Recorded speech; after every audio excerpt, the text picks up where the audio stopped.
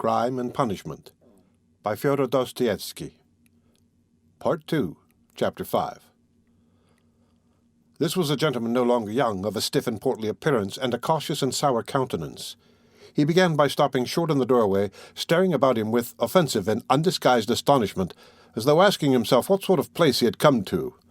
Mistrustfully, and with an affectation of being alarmed and almost affronted, he scanned Raskolnikov's low and narrow cabin. With the same amazement he stared at Rskolnikov, who lay undressed, dishevelled, unwashed, on his miserable, dirty sofa, looking fixedly at him. Then, with the same deliberation, he scrutinized the uncouth, unkempt figure and unshaven face of Razumikhin, who looked him boldly and inquiringly in the face without rising from his seat. A constrained silence lasted for a couple of minutes, and then, as might be expected, some scene-shifting took place. Reflecting probably from certain fairly unmistakable signs that he would get nothing in this cabin by attempting to overawe them, the gentleman softened somewhat, and civilly, though with some severity, emphasizing every syllable of his question, addressed Zossimov. "Rodion Romanovich Raskolnikov, a student, or formerly a student?" Zossimov made a slight movement, and would have answered had not Razumikhin anticipated him. "Here he is, lying on the sofa. What do you want?" This familiar "what do you want" seemed to cut the ground from the feet of the pompous gentleman. He was turning to Razumikhin, but checked himself in time, and turned to Zossimov again. "This is Raskolnikov," mumbled Zossimov, nodding towards him. Then he gave a prolonged yawn, opening his mouth as wide as possible. Then he lazily put his hand into his waistcoat pocket, pulled out a huge gold watch in a round hunter's case, opened it, looked at it, and as slowly and lazily proceeded to put it back. Raskolnikov himself lay without speaking on his back, gazing persistently, though without understanding, at the stranger. Now that his face was turned away from the strange flower on the paper, it was extremely pale, and wore a look of anguish, as though he had just undergone an agonizing operation, or just been taken from the rack. But the newcomer gradually began to arouse his attention, then his wonder, then suspicion, and even alarm. When Zossimov said, "This is Raskolnikov," he jumped up quickly, sat on the sofa, and with an almost defiant, but weak and breaking voice articulated, "Yes, I am Raskolnikov. What do you want?" The visitor scrutinized him, and pronounced impressively, "Pyotr Petrovich Luzhin. I believe I have reason to hope that my name is not wholly unknown to you." But Raskolnikov, who had expected something quite different, gazed blankly and dreamily at him, making no reply, as though he heard the name of Fyodor Petrovich for the first time. "Is it possible that you can, up to the present, have received no information?" asked Pyotr Petrovich, somewhat disconcerted. In reply, Raskolnikov sank languidly back on the pillow, put his hands behind his head, and gazed at the ceiling. A look of dismay came into Luzhin's face. Zossimov and Razumikhin stared at him more inquisitively than ever, and at last he showed unmistakable signs of embarrassment. "I had presumed and calculated," he faltered, "that a letter posted more than 10 days, if not a fortnight ago—" "I say, why are you standing in the doorway?" Razumikhin interrupted suddenly. "If you have something to say, sit down. Nastasia, and you are so crowded. Nastasia, make room. Here's a chair. Thread your way in." He moved his chair back from the table, made a little space between the table and his knees, and waited in a rather cramped position for the visitor to thread his way in. The minute was so chosen that it was impossible to refuse, and the visitor squeezed his way through, hurrying and stumbling. Reaching the chair, he sat down, looking suspiciously at Razumikhin. "No need to be nervous," the latter blurted out. "Rodya has been ill for the last 5 days, and delirious for 3. But now he is recovering, and has got an appetite. This is his doctor, who has just had a look at him. I am a comrade of Rodya's, like him, formerly a student, and now I am nursing him, so don't you take any notice of us, but go on with your business." "Thank you. But shall I not disturb the invalid by my presence and conversation?" Pyotr Petrovich asked of Zossimov. "No," mumbled Zossimov. "You may amuse him." He yawned again. He has been conscious a long time, since the morning," went on Razumikhin, whose familiarity seemed so much like unaffected good nature that Pyotr Petrovitch began to be more cheerful, partly perhaps because this shabby and impudent person had introduced himself as a student. "Your mamma," began Luzhin. Razumikhin cleared his throat loudly. Luzhin looked at him inquiringly. "That's all right. Go on." Luzhin shrugged his shoulders. "Your mamma had commenced a letter to you while I was sojourning in her neighborhood. On my arrival here, I purposely allowed a few days to elapse before coming to see you, in order that I might be fully assured that you are in full possession of the tidings. But now, to my astonishment—" I know, Raskolnikov cried suddenly with impatient vexation. "So you are the fiancé? I know, and that's enough." There was no doubt about Pyotr Petrovitch's being offended this time, but he said nothing. He made a violent effort to understand what it all meant. There was a moment's silence. Meanwhile, Raskolnikov, who had turned a little towards him when he answered, began suddenly staring at him again with marked curiosity, as though he had not had a good look at him yet, or as though something new had struck him. He rose from his pillow on purpose to stare at him. There certainly was something peculiar in Pyotr Petrovitch's whole appearance, something which seemed to justify the title of fiancé so unceremoniously applied to him. In the first place, it was evident, far too much so indeed, that Pyotr Petrovitch had made eager use of his few days in the capital to get himself up and rig himself out in expectation of his betrothed, a perfectly innocent and permissible proceeding, indeed. Even his own, perhaps too complacent consciousness of the agreeable improvement in his appearance might have been forgiven in such circumstances, seeing that Pyotr Petrovitch had taken up the role of fiancé. All his clothes were fresh from the tailor's and were all right, except for being too new and too distinctly appropriate. Even the stylish new round hat had the same significance. Pyotr Petrovitch treated it too respectfully and held it too carefully in his hands. The exquisite pair of lavender gloves, real Louvain, told the same tale, if only from the fact of his not wearing them, but carrying them in his hand for show. Light and youthful colors predominated in Pyotr Petrovitch's attire. He wore a charming summer jacket of a fawn shade, light thin trousers, a waistcoat of the same, new and fine linen, a cravat of the lightest cambric with pink stripes on it, and the best of it was, this all suited Pyotr Petrovitch. His very fresh and even handsome face looked younger than his 45 years at all times. His dark mutton-chop whiskers made an agreeable setting on both sides, growing thickly upon his shining, clean-shaven chin. Even his hair, touched here and there with grey, though it had been combed and curled at a hairdresser's, did not give him a stupid appearance, as curled hair usually does, by inevitably suggesting a German on his wedding day. If there really was something unpleasing and repulsive in his rather good-looking and imposing countenance, it was due to quite other causes. After scanning Mr. Luzhin unceremoniously, Raskolnikov smiled malignantly, sank back on the pillow, and stared at the ceiling as before. But Mr. Luzhin hardened his heart, and seemed to determine to take no notice of their oddities. "I feel the greatest regret at finding you in this situation," he began, again breaking the silence with an effort. "If I had been aware of your illness, I should have come earlier. But you know what business is. I have, too, a very important legal affair in the Senate, not to mention other preoccupations which you may well conjecture. I am expecting your mamma and sister any minute." Raskolnikov made a movement and seemed about to speak. His face showed some excitement. Pyotr Petrovitch paused, waited, but as nothing followed, he went on. "Any minute. I have found a lodging for them on their arrival." "Where?" asked Raskolnikov weakly. "Very near here, in Bakaleyev's house." "That's in Voskresensky," put in Razumikhin. "There are 2 stories of rooms, let by a merchant called Yushin. I've been there." "Yes. Rooms. A disgusting place, filthy, stinking, and what's more, of doubtful character. Things have happened there, and there are all sorts of queer people living there, and I went there about a scandalous business. It's cheap, though." "I could not, of course, find out so much about it, for I am a stranger in Petersburg myself," Pyotr Petrovitch replied huffily.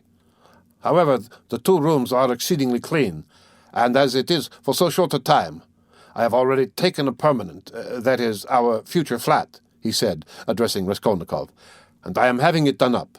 And meanwhile, I am myself cramped for room in a lodging with my friend Andrei Semyonovich Lebeziatnikov in the flat of Madame Lepeveshkel.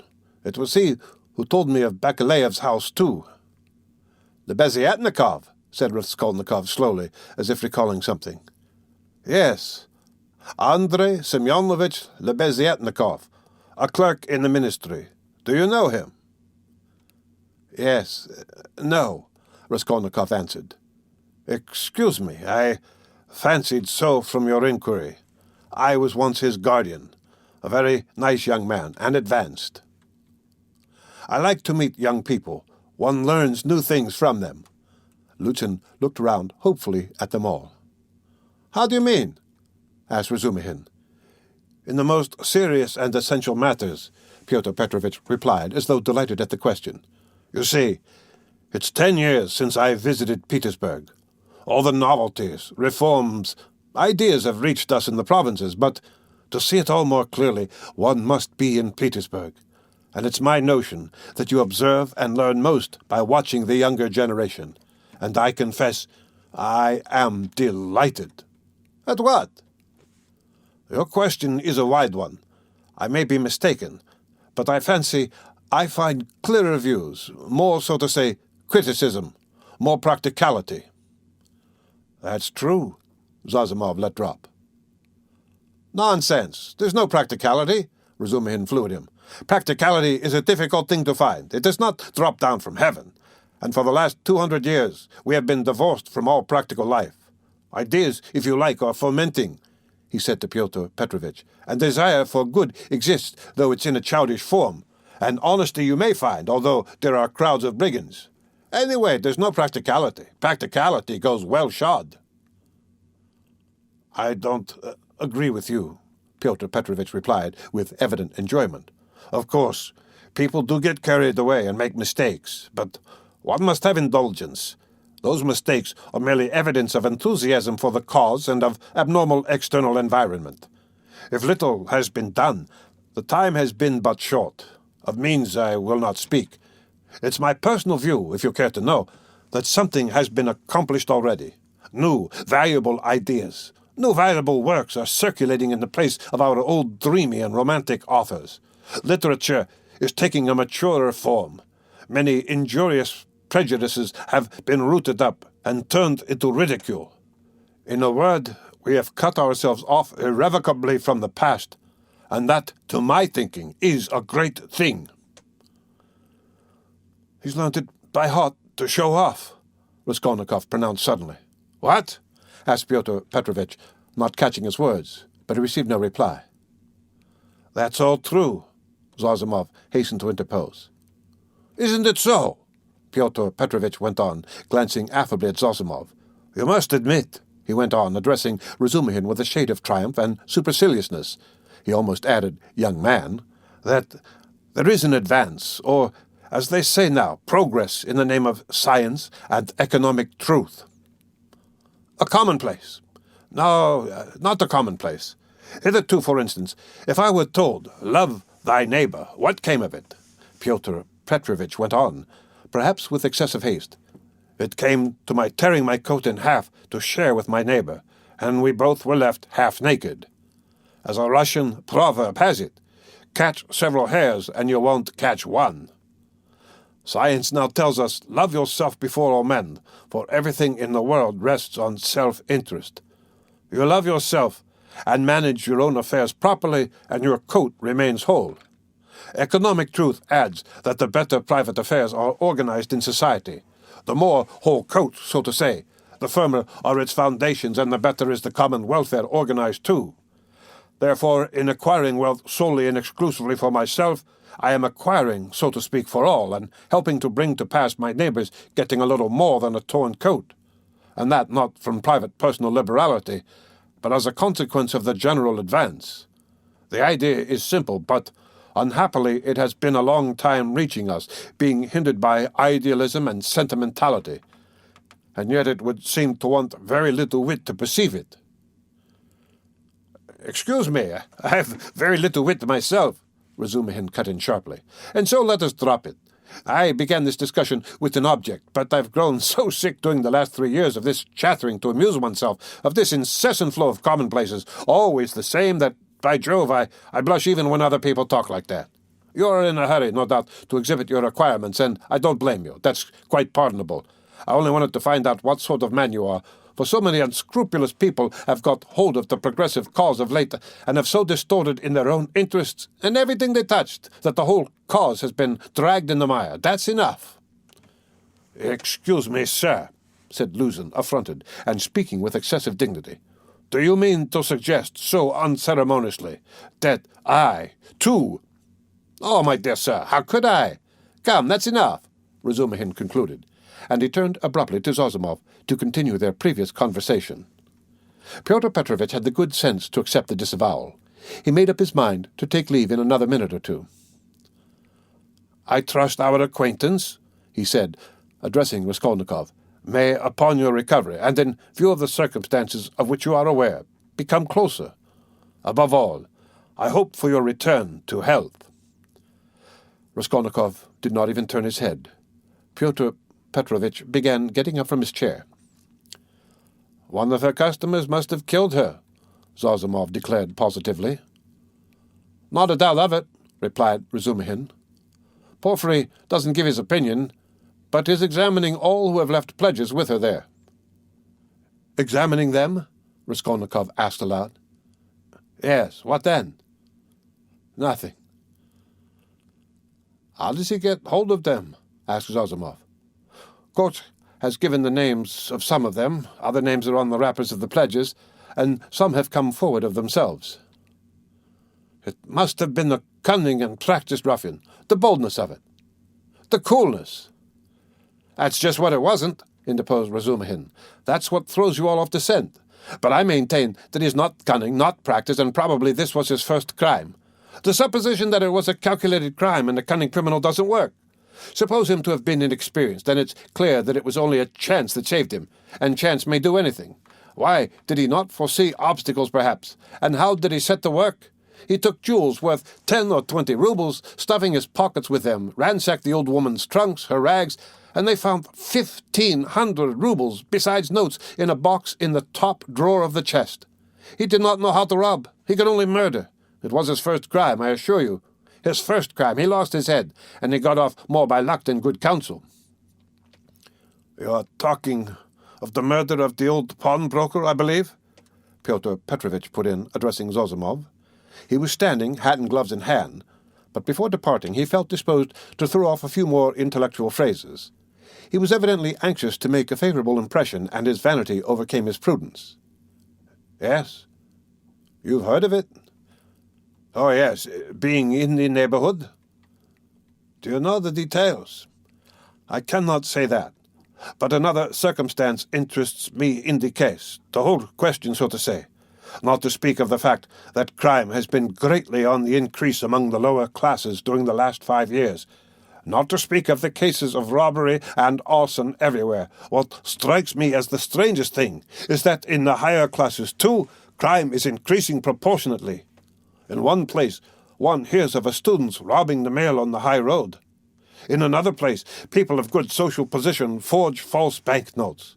In Moscow of late, a whole gang has been captured who used to forge lottery tickets, and one of the ringleaders was a lecturer in universal history. Then, our secretary abroad was murdered from some obscure motive of gain.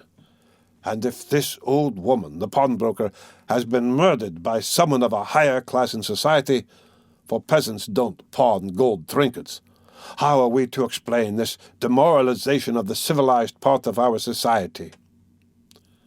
There are many economic changes, put in Zossimov. How are we to explain it? Razumikhin caught him up. It might be explained by our inveterate impracticality. How do you mean?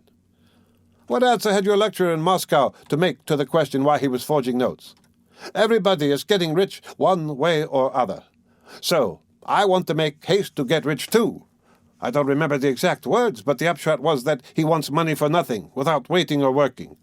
We've grown used to having everything ready-made, to walking on crutches, to having our food chewed for us. Then the great hour struck, and every man showed himself in his true colors. Editorial note. By this is meant the emancipation of the serfs in 1861. But morality, and so to speak, principles. But why do you worry about it? Raskolnikov interposed suddenly. It's in accordance with your theory. In accordance with my theory? Why, carry out logically the theory you were advocating just now, and it follows that people may be killed.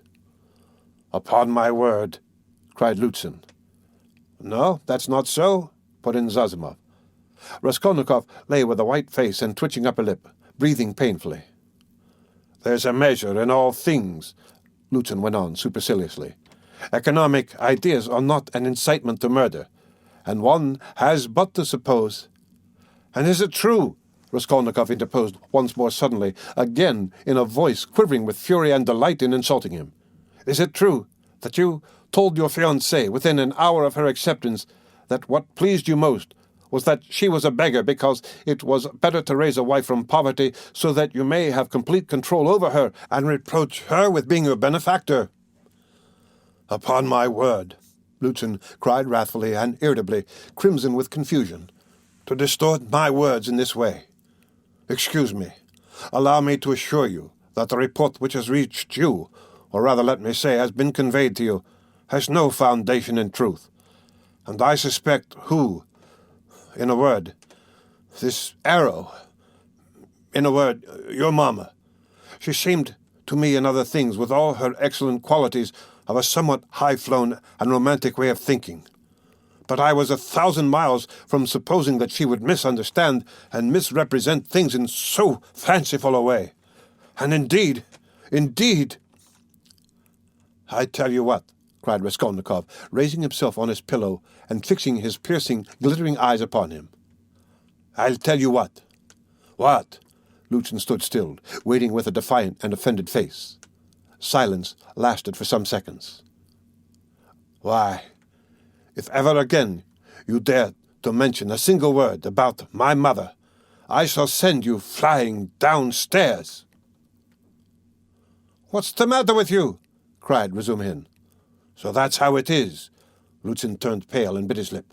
Let me tell you, sir, he began deliberately, doing his utmost to restrain himself, but breathing hard. At the first moment I saw you, you were ill-disposed to me, but I remained here on purpose to find out more. I could forgive a great deal in a sick man and a connection, but you, never, after this. I am not ill, cried Raskolnikov. So much the worse. Go to hell! But Luzhin was already leaving without finishing his speech, squeezing between the table and the chair.